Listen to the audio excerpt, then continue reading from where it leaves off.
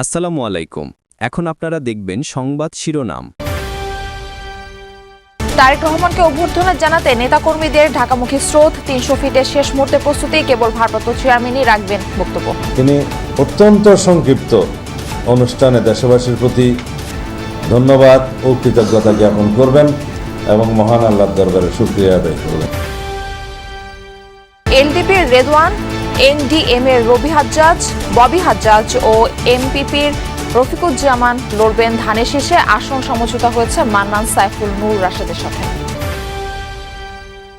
24শে জুলাই আগস্টে রামপুরায় 28 জনকে হত্যা মামলার বিচার শুরু। যাত্রাবাড়িতে টাইম খুনের মামলায় 11 জনের বিরুদ্ধে অভিযোগ দাখিল। আওয়ামী লীগ আমলে সরকারি বেসরকারি 6টি সৌর বিদ্যুৎ প্রকল্পে দুর্নীতি হয়েছে প্রায় 3000 কোটি টাকার, বলছে টিআইবি। অনেকের যোগসাজশে হয় অনিয়ম। ভারত থেকে পেঁয়াজ এলেও কমছে না দাম, সিন্ডিকেটকে দুষছেন আমদানিকারকরা। বিনামূল্যের আইপি কয়েক হাত ঘুরে মিলছে 3 থেকে 4 লাখ। যারা পেঁয়াজের কাজ করে, আমদানি করে, যারা পেঁয়াজের সাথে জড়িত, তাদের কাছে এটা বিক্রি করে দিচ্ছে দ্বিগুণ টাকায়। অফিসে সিন্ডিকেট আছে বলে আমরা মনে করতেছি অন্যান্য ব্যবসায়ীরা আইপি গুলো পাচ্ছে। বিমান দুর্ঘটনায় লিবিয়ার সেনাপ্রধান সহ 5 জন নিহত। বৈদ্যুতিক ত্রুটির কারণে বিধ্বস্ত আকাশযানটি, দাবি কর্তৃপক্ষের। উড়িয়ে দেয়া হলো নাশকতার শঙ্কা। আসসালামু আলাইকুম। এখন দেখবেন সংবাদ বিস্তারিত। বগুড়ার দুপচাঁচিয়ায় অপহরণের 6 ঘণ্টা পর ব্যবসায়ীর মরদেহ উদ্ধার করেছে পুলিশ। ভোরে আদমদীঘির কুমারপাড়া থেকে লোটো শোরুমের শতাধিকারী পিন্টু আকন্দের মরদেহ উদ্ধার করা হয়। সিসি ক্যামেরা ফুটেজে দেখা যায় সোমবার রাত 9টা নাগাদ দুপচাঁচিয়ার লোটো শোরুমের সামনে সাদা রঙের একটি মাইক্রোবাস আসে। পরে 5-6 জন অস্ত্রের মুখে পিন্টুকে জোর করে গাড়িতে তোলে। আঞ্চলিক মহাসড়ক ধরে আদমদীঘির দিকে চলে যায়। পুলিশ জানিয়েছে জড়িতদের শনাক্ত করে আইনের আওতায় আনার চেষ্টা চলছে। অপহরণে ব্যবহৃত মাইক্রোবাসের চালক সহ 3 জনকে আটক করা হয়েছে। প্রাথমিক ধারণা, শ্বাসরোধ করে হত্যা করা হয়েছে পিন্টুকে। আমরা ওখানে সিসি ক্যামেরা চেক করে মাইক্রোবাসের পিছনে নাম্বারটা পাই।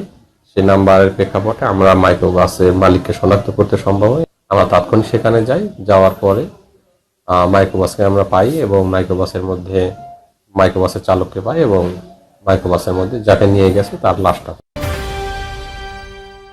খুলনা এনসিপির সহযোগী সংগঠন জাতীয় শ্রমিক শক্তির বিভাগীয় আহ্বায়ক মোতালেব শিকদারকে গুলি করার ঘটনায় আটক তনিমা তন্নিকে প্রধান আসামি করে মামলা হয়েছে। দুপুরে ভুক্তভোগীর স্ত্রী ফাহিমা আক্তার ঝুমুর মামলা করেন। জাতীয় যুব শক্তির খুলনা জেলার যুগ্ম সদস্য সচিব তনিমা তন্নি সহ অগত 7-8 জনের বিরুদ্ধে মামলা করা হয়। আহত মোতালেব হাসপাতালে পুলিশি নজরদারিতে চিকিৎসাধীন, তার অবস্থা শঙ্কামুক্ত। সোমবার নগরীর সোনাডাঙ্গার একটি বাসায় মোতালেবকে গুলি করা হয়। বাসাটি থেকে উদ্ধার করা হয় গুলির খোসাসহ মাদক। মাসখানেক আগেই বাসাটি ভাড়া নেন তনিমা তন্নি। রোববার রাতে মোতালেব সহ 3 যুবক ওই বাড়িতে যায়।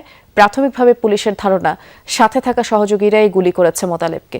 গুলি তার কানের পাশে লেগে বেরিয়ে যায়। এর সাথে যারা জড়িত আছে আমি তো চিনি না, তাদেরকে চিহ্নিত করে তাদেরকে বিচারের আওতায় আনা উচিত। ঘটনার সঙ্গে কারা কারা জড়িত প্রত্যেকটা নাম আমরা পেয়েছি এবং কি অস্ত্র ব্যবহার হয়েছে, কে অস্ত্র ব্যবহার করেছে, প্রত্যেকটা নাম আমরা পেয়েছি।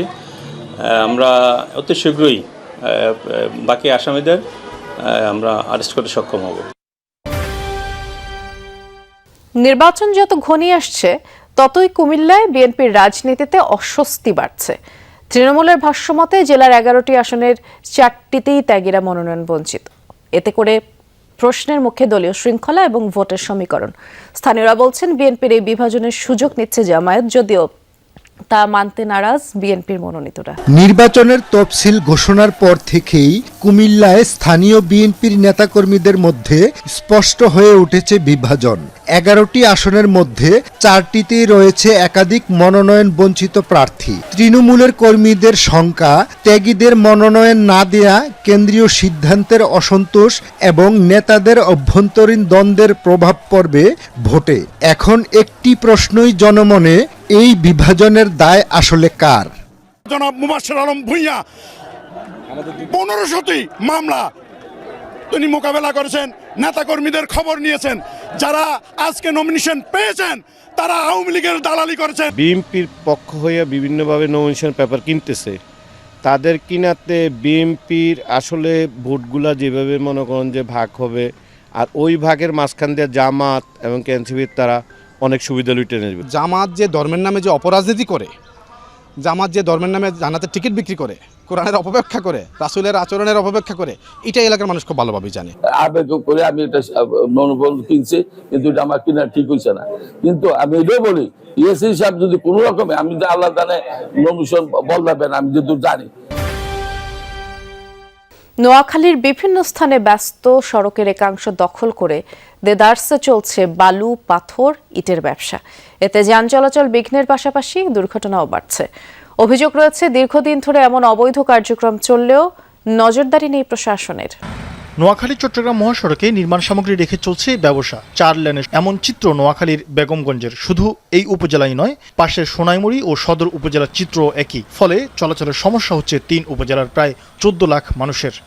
কিছু ব্যবসায়ী, অশুদ্ধ ব্যবসায়ী বালু কণা অনেক কিছু ফেলে রাস্তা ভর করে ফেলছি। আমি রাস্তার উপর দিয়ে আসা লাগছিল, তো আরেকটা গাড়ি আসে আমাকে ধাক্কা দিয়ে অ্যাক্সিডেন্ট করে দেয়। আমরা সবাই হিরে করতে পারি না, কি জানি গাড়ি ঘোড়ার ভয়ে আমরা অন্য জায়গা দিয়ে হাঁটতে হয়। সাধারণ মানুষ তো আছেই, সড়ক দখলে নিয়ে এমন ব্যবসার বলি হচ্ছে স্কুলগামী শিশুরাও। রাস্তা শুরু হয়ে যাওয়ায় প্রায়ই ঘটছে দুর্ঘটনা, এমনকি ঘটেছে মৃত্যুর ঘটনাও। গত বৃহস্পতিবারে একজন ছাত্র অ্যাক্সিডেন্ট হয়েছে, এখন আমরা ভয় পাইতেছি। রিক্সা আমাকে মারে দিয়েছে, পরে আমি এখানে ব্যথা পেয়েছি, আবার হাঁটুর এখানে ব্যথা পেয়েছি। আমাদের আসতে অনেক কষ্ট হয়, বাচ্চা পোলাপান নিয়ে আসতে কষ্ট হয়, বাচ্চা পোলাপান অ্যাক্সিডেন্ট হয়। আমাদের একটা ছাত্র মারা গেছে।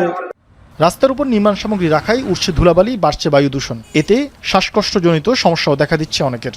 অর্ধেক রাস্তা মারেই রাখে, অনেক গাড়ি আসে ওভারটেক করে আমাকে চাপ দেয়, আমরা গাড়ি দুর্ঘটনা হয়। পাবলিক মারা যাইতেছে, ব্যবসা বাণিজ্য করতেছে, রাস্তা ব্লক করি, গাড়ি ওভারটেক করা যায় না, মানুষ অ্যাক্সিডেন্ট হয়। নাকে মুখে দিয়ে ধুলাবালি ঢুকে, ধুলাবালি ভরে গেছে, মানুষের শ্বাসকষ্টের সমস্যা। প্রশাসন বলছে কম্বাইন্ড অপারেশনের মাধ্যমে অবৈধ এই ব্যবসা বন্ধে শিগগিরই নেওয়া হবে পদক্ষেপ। আপনাদের মাধ্যমে আমরা অলরেডি অবগত হয়েছি। আর্মির যে ক্যাম্প আছে সেই ক্যাম্পের কমান্ডার এবং র্যাবের যিনি দায়িত্বরত অফিসার আছেন তার সাথে আমরা কথা বলেছি। আমরা কম্বাইন্ড একটি অভিযান অতি শীঘ্রই আপনারা দেখতে পারবেন। শরীফ ফারুকী, যমুনা নিউজ। বিলুপ্তির পথে কবি কৃষ্ণচন্দ্র মজুমদারের স্মৃতিচিহ্ন। খুলনার সেনহাটি বাজারের কবির পৈতৃক ভিটার বেশিরভাগই বেদখল হয়েছে, গড়ে উঠেছে দোকানপাট সহ বিভিন্ন প্রতিষ্ঠান। নতুন প্রজন্মের কাছে অচেনাই রয়ে গেছেন অবিভক্ত বাংলার জনপ্রিয় এই কবি। সৃজন দিবসে মনের হরষে জ্বালায় মোমের বাতি, আশুগৃহে তার দেখিবে না আর নিশীথে প্রদীপ ভাতি। নিজের ভালো সময়ে যে অন্যের কষ্ট অনুভব করে না, সুখের দিন ফুরালে সেও তার পাশে কাউকে পাবে না। পৃথিবীর এই বাস্তবতা কবিতার রূপকে ফুটিয়ে তুলেছেন কবি কৃষ্ণচন্দ্র মজুমদার, যার কবিতায় একই সাথে দেশপ্রেম ও নৈতিক মূল্যবোধের প্রকাশ ঘটে। নীতি নৈতিকতার সেতু হিসেবে যে মানুষটি এসব পংক্তিমালা উপহার দিয়ে গেছেন তাকে চেনেই বা কজন, তার সৃষ্ট সাহিত্যকর্মেরই বা কি অবস্থা। উনি আমাদের এই ভৈরব নদীর পাশে এটা নিয়ে কবিতা লিখছেন, এতটুকু জানি। কৃষ্ণচন্দ্র মজুমদার, তার সম্পর্কে অত বেশি আমরা জানি না।